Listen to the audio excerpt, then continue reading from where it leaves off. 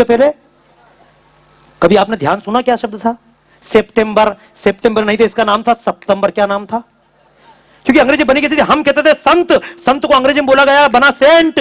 हम कहते थे पितृ, पितृ से बना पीटर। हम कहते थे मात्रा, मात्रा से बना मदर। हम कहते थे भ्रातृ, भ्रातृ से बना ब्रदर। हम कहते थे त्रिकोणमिति, त्रिकोणमिति से बना ट्रिग्नोमेट्री। हम कहते थे ज्यामिति, ज्यामिति से बना ज्योमेट्री।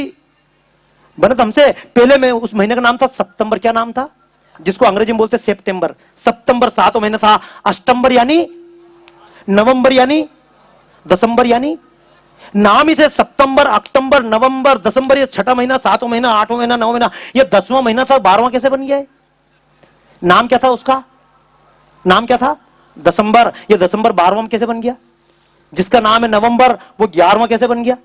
क्योंकि अंग्रेजों के पास कैलेंडर बनाने की परंपरा नहीं थी। ये परंपरा तो अच्छा एक बात तो कितनी बेवकूफी भरी बात, आपके पास भी आते हैं पूरे टीवी चैनल से लेके यहां तक हम सिखाते हैं 31 दिसंबर की रात को हम सब उल्लू की तरह बैठ के देख रहे हैं नया साल आया।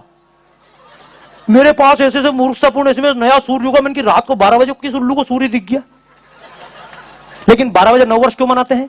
12 बजे नववर्ष मैं दोस्तों आपको इसलिए बात बता रहा हूं और इसलिए बोल रहा हूं कि हमने हिंदी सीख ली, हमने इन परंपराओं का अध्ययन कर लिया, लेकिन हमारे बच्चे इन परंपराओं को मानते, बुरा मत मानना, हम सब कार्यकर्ता लोग बैठे हैं, लेकिन कई कार्यकर्ता जानते हैं बाप बहुत अच्छा कार्यकर्ता है, लेकिन बेटा उसके कहने में नहीं है। बाप कहता बेटे से तिलक लगा, लेकिन बच्चा तिलक लगाने को तैयार। बच्चा कहता तिलक क्यों लगाऊं? क्योंकि स्कूल में मजाक उड़ाई जाती है। उड़ाते ना मजाक? जहां पर तिलक लगाते हैं हम तिलक क्यों लगाते हैं, बिंदी क्यों लगाते हैं? क्योंकि कभी कोई नुकीली चीज सामने रख के देखना, आंखों के सामने क्या होता है। किसी के सामने पेन रख के देखो, क्या होता है? दिमाग घूमता है। अगर वही पेन पैर पर को, पैर घूमता है क्या? घुटना घूमता है क्या? पीठ घूमती है क्या?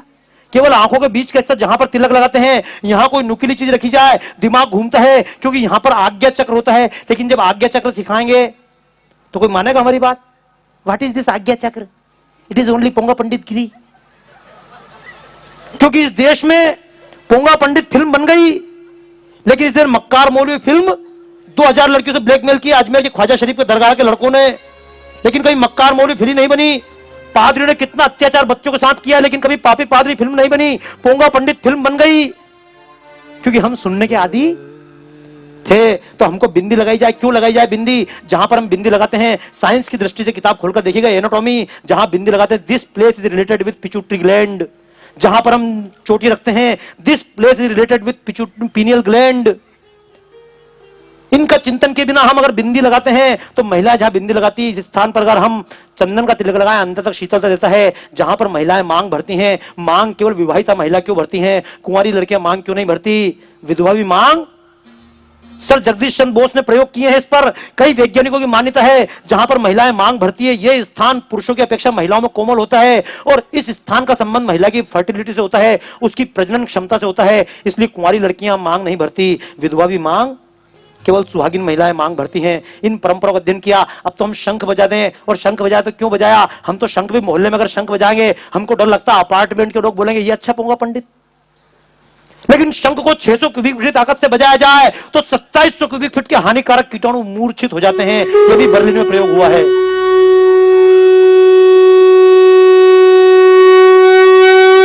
एक बात अवश्य कहूंगा, मैं आपको क्या सिखाऊं, आप तो दुनिया को सिखा रहे हैं, लेकिन एक बात अवश्य कहूंगा, अपनी परंपराओं पर खुद चिंतन कर लें। अगर हमने अपनी परंपराओं चिंतन नहीं किया तो लोग हमको अपनी परंपराएं देखकर हमको गलत साबित की जा रहे हैं। हम घंटी क्यों बजाते हैं, हम शंख क्यों बजाते हैं? शंख के अंदर कोई गर्भवती महिला रात को पानी भरे और सुबह नियमित रूप से उस पानी को पिए तो उसके बच्चे को कभी भी प्रोनाउंसिएशन की प्रॉब्लम नहीं होगी। हम तांबे के अंदर जल क्यों रखते हैं? अभी तो हम मंदिर में पूजा करते हैं, तो जब मंदिर में पूजा भी करते हैं, पंडित जी पहले आते हैं, पर्दा खोलते हैं, शंख बजाते हैं, बाद में चंवर डुराते हैं। क्या करते हैं? होता ना चंवर। मैं इसलिए बोल रहा हूं, कल से लोग हमको पूछेंगे हिंदुओं ने ना सबसे ज्यादा पोंगा पंडित गिरी। हमारे यहां पर लोग सिखाएंगे हमको, ये अंधश्रद्धा निर्मूलन वाले, उनको हमारी चीज दिखती है और कहीं की चीज। चंगाई समारोह, पूरे देश में चंगाई समारोह चल रहा है। और मैं तो एक बात कहता हूं, विश्व मदर टेरेसा थी, पोप अस्पताल में जाकर मरे, डॉक्टरों ने इलाज किया, मदर टेरेसा का इलाज भी।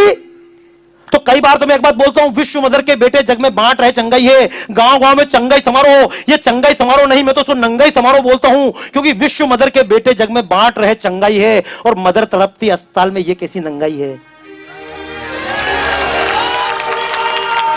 जिन्हें अशोक जी यहां विराजमान है, मैं चाहूंगा उस गीत की कुछ पंक्तियां गा दें। तैयार हो?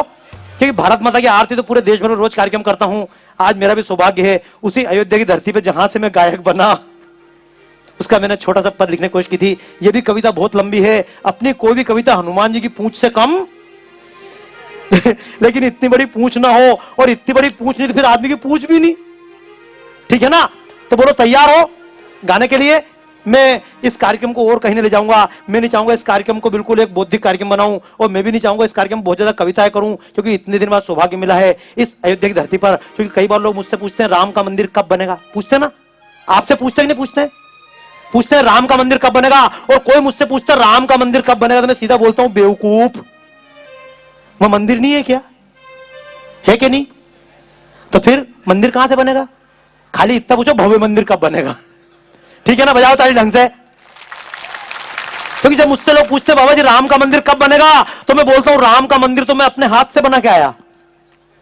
क्योंकि गुलाबी कपड़ा जो बैनर के लिए लेके आया था, पहली बार हमने गुलाबी कपड़े से जैसा भी बना भगवान का मंदिर बनाया, तो मुझे गर्व है इस बात का। और मैं तो केवल एक बात कहता हूं कि मंदिर तो बन चुका, उसे अब केवल भव्य बनाना है। मंदिर तो बन चुका, उसे मंदिर तो बन चुका, उसे अब केवल भव्य बनाना है। टाट हटाकर ठाट बाट से स्वर्ण शिखर तक जाना है। टाट हटाकर ठाट बाट से स्वर्ण शिखर तक जाना है। मंदिर तो बन चुका, उसे अब केवल भव्य बनाना है। टाट हटाकर ठाट बाट से स्वर्ण शिखर तक जाना है। जो कहते हैं राम को तुमने खुले गगन में छोड़ा है।